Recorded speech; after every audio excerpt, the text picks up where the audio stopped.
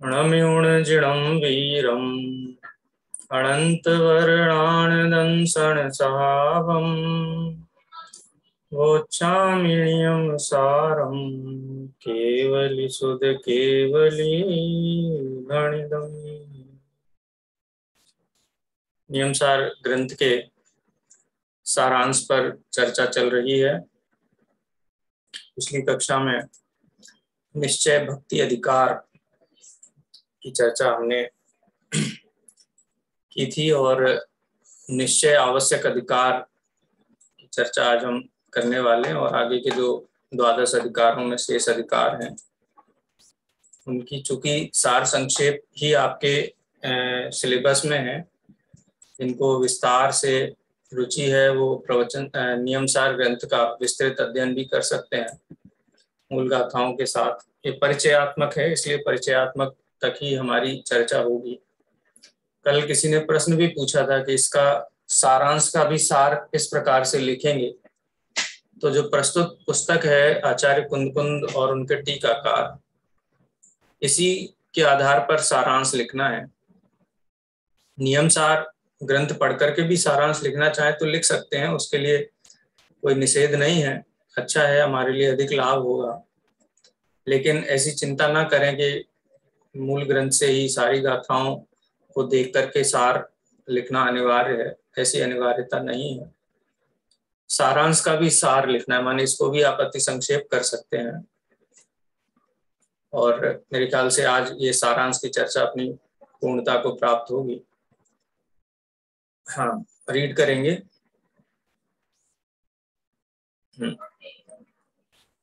कौन पढ़ेगा?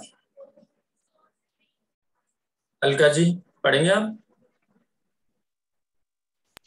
जी सर।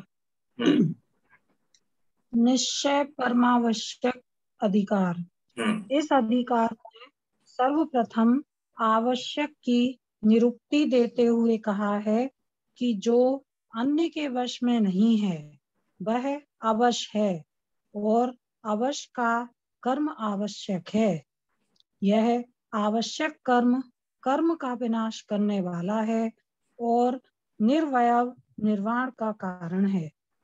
जो जीव अशुभ भाव सहित हैं अथवा संयत रहता हुआ शुभ भावों में प्रवृत्त होता है एवं द्रव्य गुण पर्यायों के विकल्पों में मन लगाता है, वह अन्य वश है।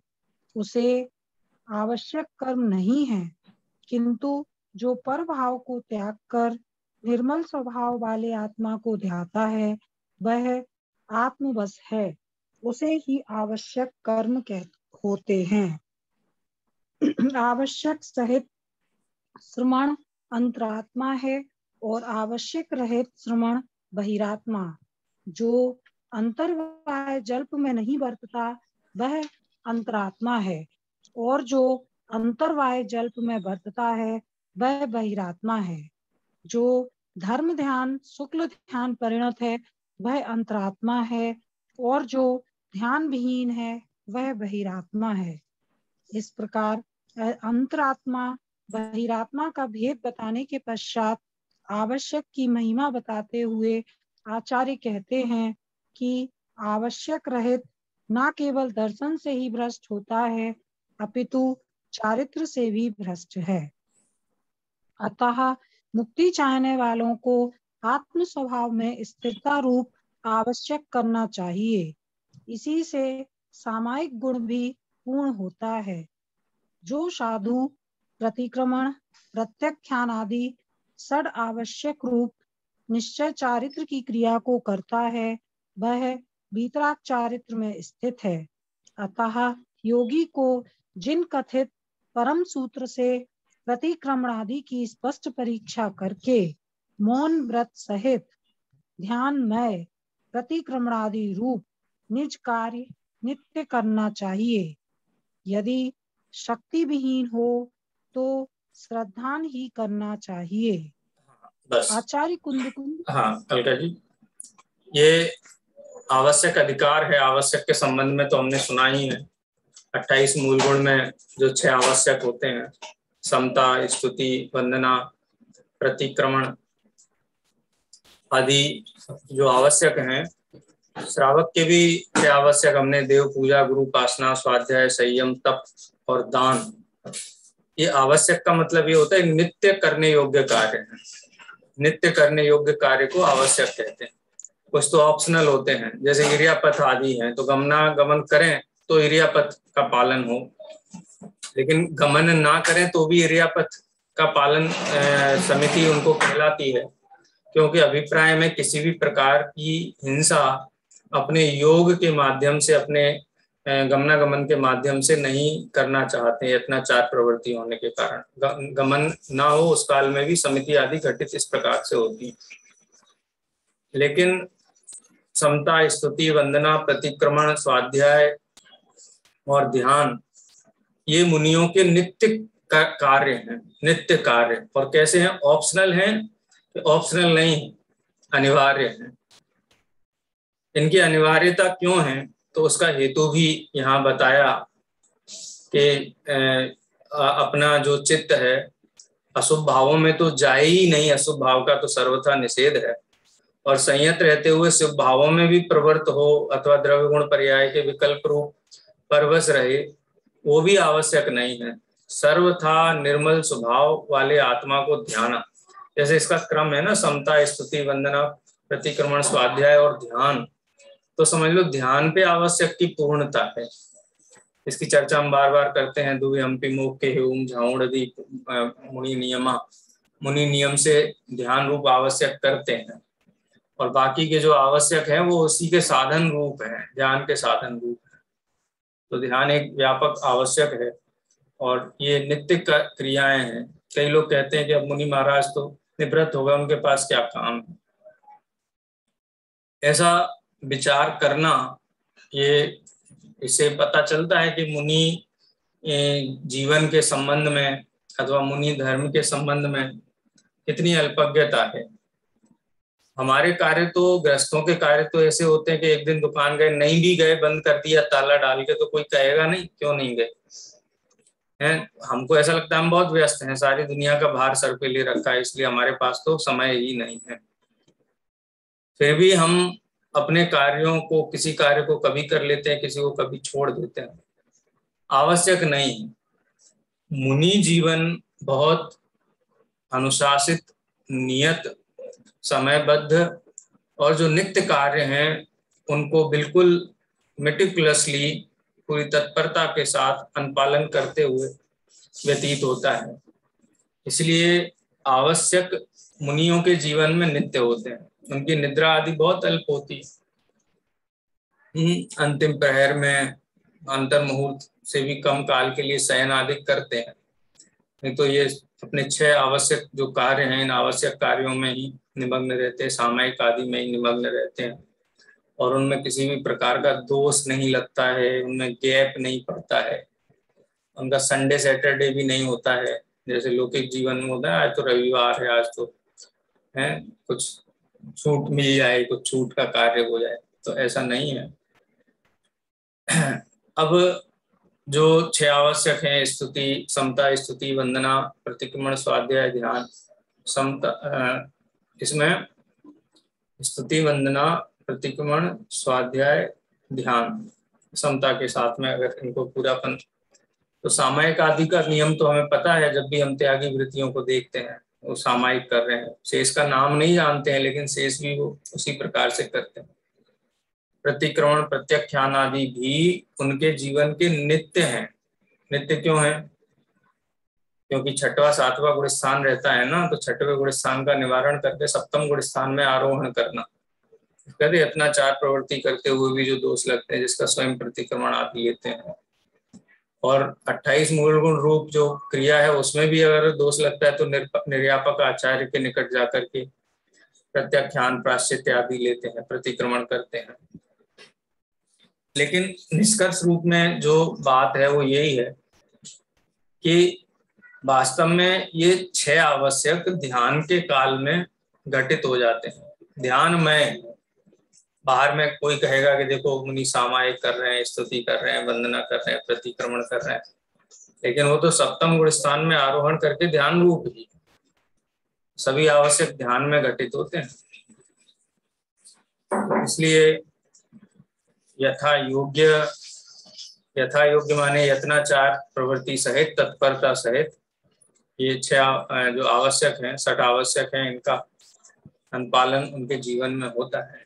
यदि मुनि जीवन में भी कोई प्रतिकूलता है, कोई रोग आदि हुआ है, वृद्ध हुए हैं, श्रांत हुए हैं, और शारीरिक पराधीनता के कारण उस प्रकार से नहीं अनुपालन होते हैं, तो भी यत्नाचार प्रवृत्ति होती है। श्रद्धा में तो पूर्ण रूप से दोष नहीं लगाते हैं, दोष नहीं लगाते। जैसे अपन एक उदाहरण के रूप में देखें, जैसे स्तुति वंदना आदि पद्मासन में या खड़े होकर के करने का विधान है, लेकिन शारीरिक स्थिति न बैठने की है न खड़े होने की है, तो क्या नहीं करेंगे?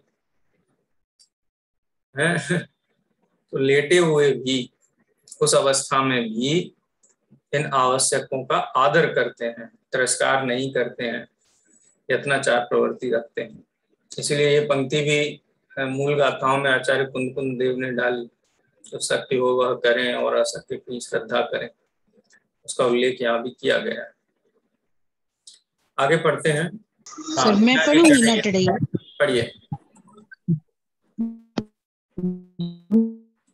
आचार्य कुंद कुंद की यह विशेषता रही है कि इन्होंने निश्चय परिभाषाएं ही दी हैं, अर्थात उन्होंने मात्र बाह्य क्रियाओं पर जोर न देकर आंतरिक प्रक्रिया की ओर ही विशेष रूप से ध्यान आकर्षित किया है, एवं आंतरिक प्रक्रिया के सहयोगी रूप में और दृढ़ता के लिए अभ्यास रूप में बाह्य क्रिया को प्रस्तुत किया है। अतः बाह्य क्रिया के साध्यभूत अंतरंग क्रिया को उपादेय कहा है। बाह्य क्रिया तो प्रयोजन परतः ही ग्रहण योग्य है। आत्मा के में लीन होने पर, आत्मा में समा जाने पर वह हे है, त्याज्य है। आत्मलीनता की स्थिति में समस्त भेदों का अभाव हो जाता है। यही कारण है कि पूर्व वर्णित प्रतिक्रमण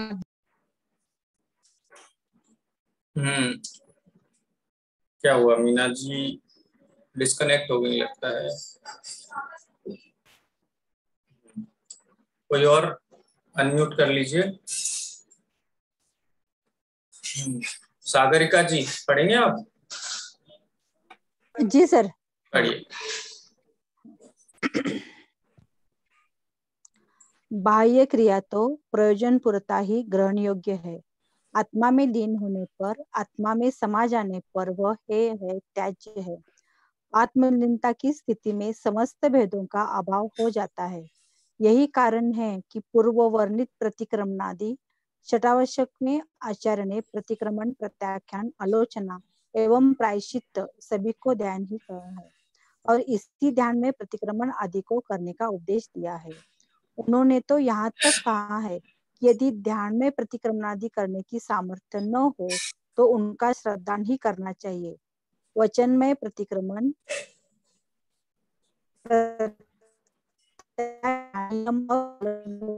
चाहिए, क्योंकि ये सभी प्रशस्त स्वाध्याय है। वचन संबंधी व्यर्थ व्यापार, वाद विवाद आदि तो स्वधर्मी अथवा विधर्मी किसी ने नहीं करना चाहिए। इन व्यर्थ विवादों से बचने के लिए ज्ञानीजन जन समूह को छोड़कर एकांत में रहते हैं और ज्ञान निधि को भोगते हैं। भूतकाल में सभी इसी प्रकार आवश्यक कर्म करके गणस्थानों की श्रेणी को पार करते हुए केवली हुए हैं।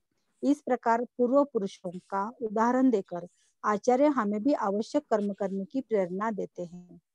शुद्धोपधिकार, इस अधिकार में आचार्य देव ने नियम के फल को बताया है। वे केवली के स्वरूप का वर्णन करते हुए कहते हैं कि निश्चय से केवली आत्मा को देखते जानते हैं और व्यवहार से सबको देखते जानते हैं, अर्थात निश्चय से वे आत्मज्ञ है और व्यवहार से सर्वज्ञ।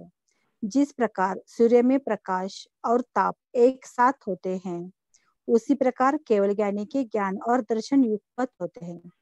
कुछ लोगों का मत यह है कि ज्ञान पर प्रकाशक है, इसलिए दर्शन भी पर प्रकाशक है, निश्चय से ज्ञान स्व प्रकाशक है, इसलिए दर्शन भी स्व प्रकाशक है। इस प्रकार स्पष्ट है कि आत्मा स्व पर प्रकाशक है, अतः ज्ञान व दर्शन भी स्व पर प्रकाशक है। अतः ऐसा भी कहा जाता है कि निश्चय से केवल ही आत्मज्ञ है, सर्वज्ञ नहीं। व्यवहार से केवल ही सर्वज्ञ है, आत्मज्ञ नहीं।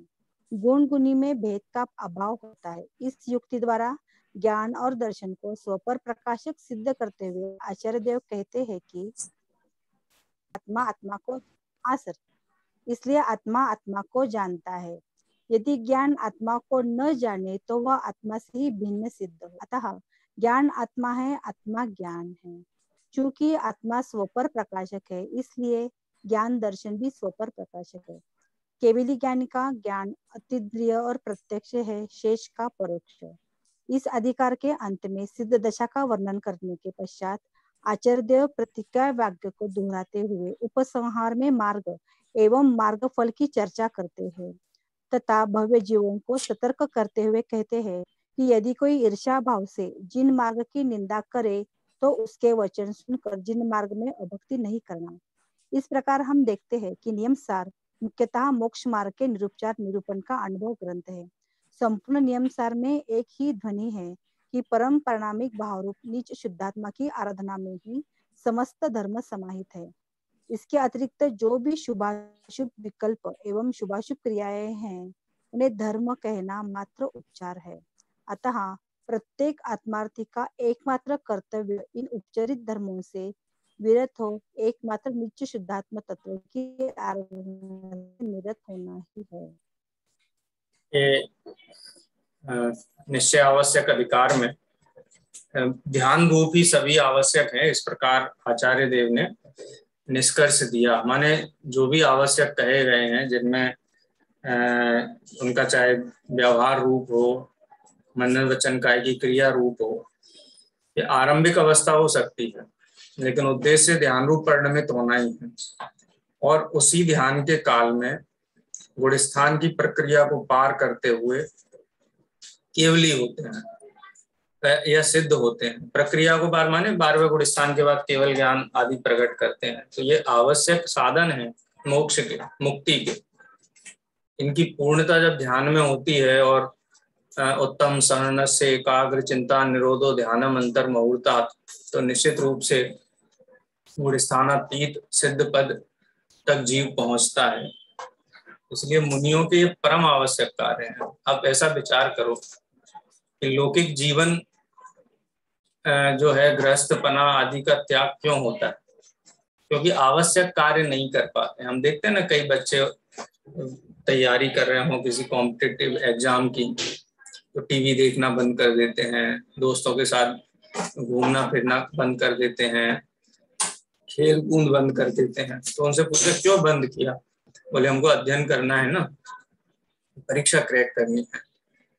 इसी प्रकार जो जीव भय भव के दुखों से छूटना चाहते हैं, उनको परम आवश्यक कार्य करने के लिए सभी अनावश्यक कार्य छोड़ देते हैं। घर गृहस्थी के कार्य अनावश्यक हैं, इनसे जीव सुखी नहीं होता है, परिपूर्ण नहीं होता है। तो ये आवश्यक कार्य मुक्ति द्वार को खोलने वाले हैं, इसीलिए ध्यान में उसकी परिपूर्णता कही है। आप देखो तप के भेद प्रभेद भी देखो तो उसमें ध्यान है। ध्यान के सामान्य भेद देखो तो वहां भी शुक्ल ध्यान है। आवश्यक आदि में भी देखो तो उसका जो पराकाष्ठा है, परिपूर्णता है, वो ध्यान में होती है। इसलिए आज तक जितने भी अरिहंत हुए हैं, जितने भी सिद्ध हुए हैं, उन्होंने इसी प्रकार से ध्यान के काल में ही कर्मों का नाश करके और पूर्ण अवस्था प्रकट की है। इसके बाद शुद्धोपयोग अधिकार का प्रकरण है। ये एक विशेष प्रकरण है।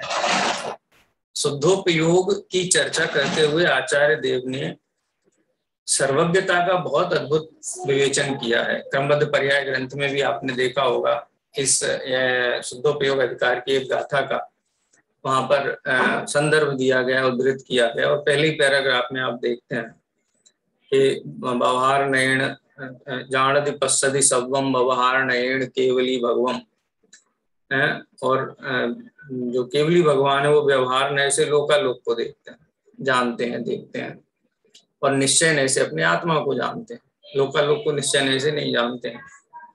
और क्रमबद्ध पर्याय में तो खैर ये प्रसंग वहां उपस्थित किया गया, जो विरोधी पक्ष था, विरोधी पक्ष का वो मित्र पक्ष जो भी है, जिनको क्रमबद्ध पर्याय पसंद नहीं है या इस सिद्धांत को प्रश्न चिन्ह लगाना है, तो नियम सार की इस गाथा का और समय सार की 11वीं गाथा का, दोनों को साथ में रख करके कहते हैं कि सर्वज्ञता और क्रमबद्ध पर्याय ये ठीक नहीं है, ये निरूपण ठीक नहीं है। क्यों? क्योंकि केवली भगवान लोकालोक को व्यवहार से जानते हैं और व्यवहार न्यायभूतार्थ है, इसलिए केवली के द्वारा जाना हुआ क्रम नियमित है, ये बात आप नहीं कह सकते। लेकिन आचार्य अमृतचंद्र देव की भाषा में कहें कि इस प्रकार से इस गाथा का दुरुपयोग करने वाले नए विवक्षा को नहीं जानते। यहाँ नए विवक्षा अलग है और ये नए विवक्षा क्रमबद्ध पर्याय की सिद्धि करने वाली। केवली भगवान लोकालोक को जानते हैं व्यवहार नय से, ये कथन पराश्रित कथन है। यानी लोकालोक को जानना, तो लोक अलोक और ज्ञान इनको मिला करके कथन किया गया है। इस अपेक्षा से व्यवहार नय जानते ही नहीं है, सर्वद्रव्य पर्यायसु केवलस्य है, इस प्रकार से उनका स्वरूप नहीं, ये बात नहीं कही जा सकती है। और दूसरा, ये पराश्रित कथन है और लोकालोक को केवली भगवान तन्मय होकर के नहीं जानते हैं, पर है, पर रूप से जानते हैं, इसलिए वहां उपचार घटित होता है, इसलिए उसको व्यवहार नय कहा गया है। लेकिन वो व्यवहार नय परम सत्य वस्तु स्थिति को प्रकट करने वाला, सब व्यवहार नय एक जैसे नहीं होते। आत्मा में ज्ञान दर्शन है, ऐसा भेद करके देखना, ये भी व्यवहार नय है। और 1 इंद्रिय, 2 इंद्रिय, 3 इंद्रिय, 4 इंद्रिय, ये व्यवहार, ये जीव हैं, ये भी व्यवहार नय है। लेकिन दोनों व्यवहार नय में कितना अंतर है? 1 इंद्रिय 2 इंद्रिय पना छूट जाता है, लेकिन आत्मा का ज्ञान दर्शन नहीं छूटता है। तो इसलिए व्यवहार और व्यवहार के बीच में भी बहुत अंतर होता है। तो यहाँ पर केवली भगवान लोकालोक को जानते हुए भी उनका उपयोग शुद्ध ही रहता है, क्योंकि झलकते हुए पदार्थों में किसी पदार्थ के प्रति अहम बुद्धि नहीं है, ममत्व बुद्धि नहीं है, कर्तृत्व बुद्धि नहीं है, भोक्तृत्व बुद्धि नहीं है, तन्मयता नहीं है। उनका स्वभाव है जानना, इसलिए ज्ञान में झलकते हैं। और ज्ञेय पदार्थों में प्रमेयत्व स्वभाव है, इसलिए वो ज्ञान में झलकते हैं। इसमें कोई उद्यम नहीं है, कोई आशा, अभिलाषा, जिज्ञासा इस प्रकार की नहीं है, इसलिए जो ज्ञान है या ज्ञान दर्शन का जो व्यापार उपयोग है वो शुद्ध है। और वो ज्ञान दर्शन दोनों एक साथ होते हैं, युगपद होते हैं, इस बात की भी यहाँ स्थापना की गई। और ज्ञान दर्शन दोनों स्वपर प्रकाशक हैं, ऐसा नहीं कि ज्ञान पर को जानता है और दर्शन स्व को जानता है, इस प्रकार की भी आशंकाएं अन्य मतियों के द्वारा प्रस्तुत की गई हैं, उनका भी यहाँ पर निराकरण किया गया है। हालांकि स्वपर प्रकाशक का जो विषय है वो आजकल दूसरे एंगल से उसकी चर्चा होती है। वहाँ ये कहा जाता है कि ज्ञान पर को जानता ही नहीं। क्यों? क्योंकि ज्ञान पर के निकट जाता नहीं है। ये पदार्थ आत्मा की स्वच्छत्व शक्ति में झलकते हैं, और झलकते हैं तो ज्ञान उस स्वच्छत्व को जानता है, उन ज्ञेयों को नहीं जानता, इसलिए ज्ञान स्वप्रकाशक ही है। इस प्रकार से कहा जाता है। निरूपण की अपेक्षा से बात ठीक है, लेकिन भले ही आत्मा की स्वच्छत्व में झलकते हुए पदार्थ को आत्मा जानता है, तो भी जानता तो पर कोई है।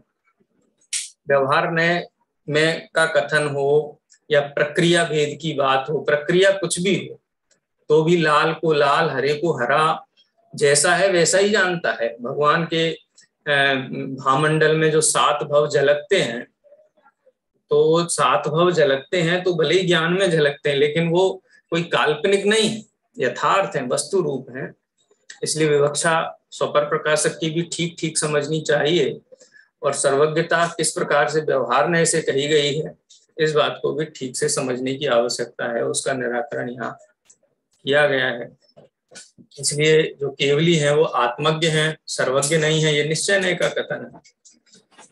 और व्यवहार नय से केवली भगवान सब जानते हैं, मात्र आत्मज्ञ नहीं है। सब में आत्मा भी आ गया, इसलिए आत्मा को भी जानते हैं। तो नय विवक्षा का भेद है, लेकिन इससे भी वस्तु स्वरूप की स्पष्टता ही हमें करनी चाहिए, और उसके संबंध में, ज्ञान के संबंध में, सर्वज्ञता के संबंध में, क्योंकि ये घबराहट भी होगी ना कि सब कुछ जानने में आएगा तो क्या करेंगे हैं। तो कैसे जानेंगे, तो बहुत तकलीफ होगी, खराब भी जानने में आएगा है, तो किस प्रकार से हम रिएक्ट करेंगे। तो ये ज्ञान का स्वभाव है, स्वपर प्रकाशक बना होना और ज्ञेय से निर्लिप्त रहना। कोई भी ज्ञेय पदार्थ ज्ञान में झलके उसके प्रति कोई झुकाव नहीं होता, कोई आकर्षण नहीं होता। दोनों स्वभाव, ज्ञेय का स्वभाव झलकना, ज्ञान का स्वभाव झलकाना, दोनों निर्भर होकर के अपना कार्य करते हैं। इसलिए जो आत्मा है और आत्मा का जो ज्ञान है, वास्तव में तो आत्मा ज्ञान ये कोई भेद नहीं है, आत्मा अलग, ज्ञान अलग, दर्शन अलग। प्रवचन सार ग्रंथ में 2 शब्द आते हैं, बहुत अच्छे शब्द हैं, हमने पढ़े भी हैं। एक अपृथकत्व है और एक अतद भाव। अपृथकत्व माने कि ज्ञान, दर्शन, सुख, बल, आत्मा, द्रव्य, गुण, पर्याय, ये सब अपृथक है, एक ही वस्तु है, अलग अलग वस्तु नहीं है। असंख्यात प्रदेशों में ये सभी वस्तुएं समान रूप से एक में होकर के रहती हैं, लेकिन ज्ञान दर्शन नहीं है, दर्शन ज्ञान नहीं है ना ख्याल में। सुख ज्ञान नहीं है, ज्ञान सुख नहीं, ये परस्पर एक दूसरे में जो स्वरूप भेद है, दोनों के फंक्शनिंग का जो भेद है, उसको अतद भाव बोलते हैं। लेकिन फिर भी ये समग्र वस्तु एक ही है, इनमें गुण गुणी का भेद नहीं है, पर्याय पर्यायवान का भेद नहीं है, ज्ञान दर्शन का भेद नहीं है, ये सब अभेद वस्तु हैं। और इनको इस वस्तु को अपने परिणमन के लिए, जानने देखने के लिए किसी भी प्रकार के पर द्रव्य के अवलंबन की आवश्यकता नहीं है, इंद्रियों की आवश्यकता नहीं है, प्रकाश की आवश्यकता नहीं है, अन्य ज्ञेय की आवश्यकता नहीं है, सहज परिणमनशील है। इस प्रकार से शुद्ध भाव अधिकार, शुद्धोपयोग अधिकार की चर्चा कर, ऊपर शुद्ध भाव अधिकार था या शुद्धोपयोग अधिकार अंतिम अधिकार है। इसकी चर्चा के बाद सिद्ध दशा का वर्णन किया गया है। 8 गुणों से संयुक्त जो सिद्ध भगवंत है, किस प्रकार से अनंत अनंत काल तक अनंत सुख का उपभोग करते हुए वहाँ विराजमान है, परम पूज्य है, उनकी स्तुति करते हुए मार्ग और मार्ग फल की चर्चा उसके बाद की गई है। मार्ग और मार्ग फल की चर्चा क्यों आवश्यक है? क्योंकि ये हम जब पूरी चर्चा पढ़ते हैं तो ऐसा ना लगे कि हम किसी और के बारे में पढ़ रहे हैं, किसी और की बात है। ऐसा मैं जीव द्रव्य हूँ और ये मेरा भविष्य है। तो भगवान महावीर की पूजन है ना डॉक्टर साहब की, भूतकाल प्रभु आपका, वह मेरा वर्तमान, वर्तमान जो आपका, वह भविष्य मम जान। तो इसलिए मार्ग और मार्ग फल की चर्चा करके जीव को प्रेरित किया जा रहा है कि इस मार्ग में आओ, मोक्ष मार्ग में आओ, दर्शन ज्ञान चारित्र के मार्ग में आओ, वस्तु के यथार्थ स्वरूप को जानने के मार्ग में आओ, तो तुम भी सिद्ध भगवंतों की तरह अनंत काल के लिए सुखी हो सकते हो। और सावधान भी किया कि कोई निंदा भी करे जिन धर्म की, तो भी उसके वचन सुन करके जिन मार्ग से विरक्त नहीं होना, उसके प्रति श्रद्धा नहीं खोना। तो क्या करना कि उसका यथार्थ की कसौटी पर, विवेक की कसौटी पर कस के स्वयं निर्णय करना। ऐसा नहीं कोई दूसरा निंदा करे और हम आंख बंद करके माने, ऐसा नहीं। उसके निंदात्मक विसंवाद का समाधान आगम से वस्तु व्यवस्था का निश्चय करके करना, यानी पहले से ही हतोत्साहित होकर के छोड़ नहीं देना। क्योंकि जिन धर्म बहुत अमूल्य है, बहुत दुर्लभ है और बहुत अनंत अनंत काल बीत जाने पर किसी जीव को ऐसा अवसर मिलता है कि ये जिन धर्म और वस्तु का स्वरूप सर्वज्ञ भगवान के द्वारा प्रणीत वितरागी धर्म ये सुनने को मिले, जानने को मिले और इस भव चक्र से छूटने का मौका मिले। इसलिए किसी के कहने में नहीं आना, अपनी विवेक बुद्धि युक्ति का अवलंबन करके स्वयं निर्णय करना। कहने वाले तो कुछ भी कहेंगे हैं, संसार मार्गी तो संसार मार्ग में ही लोगों को फंसाएंगे। इसलिए स्वयं अपनी बुद्धि युक्ति विवेक इसका प्रयोग करके जिन धर्म का निर्णय करना और जो परम परिणाम भाव रूप शुद्ध आत्मा है उसकी आराधना करना। क्योंकि उसकी आराधना में ही सब गर्वित है, पूरा द्वादशांग गर्वित आत्मा की आराधना में ही है। क्योंकि फल, उद्देश्य, मार्ग, आत्मा की आराधना, भेद विज्ञान यही है। और जो आत्मा आराधना से च्युत हैं, शुभाशुभ क्रियाओं में फंसे हुए हैं, शुभाशुभ विकल्पों में फंसे हुए हैं। वो शुभाशुभ विकल्प मोक्ष मार्ग नहीं है। सहचारी होने से शुभ भाव को कदाचित, शुभ क्रिया को कदाचित मोक्ष मार्ग कहा भी जाए, तो भी परम पारिणामिक भाव रूप निज शुद्धात्मा का जो कहना चाहिए लीनता है, या उसके लक्ष्य से पर पदार्थ के प्रति इष्ट अनिष्ट बुद्धि का ना होना है, इस प्रकार से जो शुद्धोपयोग है वही एकमात्र परम कर्तव्य है। हर आत्मार्थी का कर्तव्य यही है कि उस शुद्धात्मा की आराधना में निरत रहे।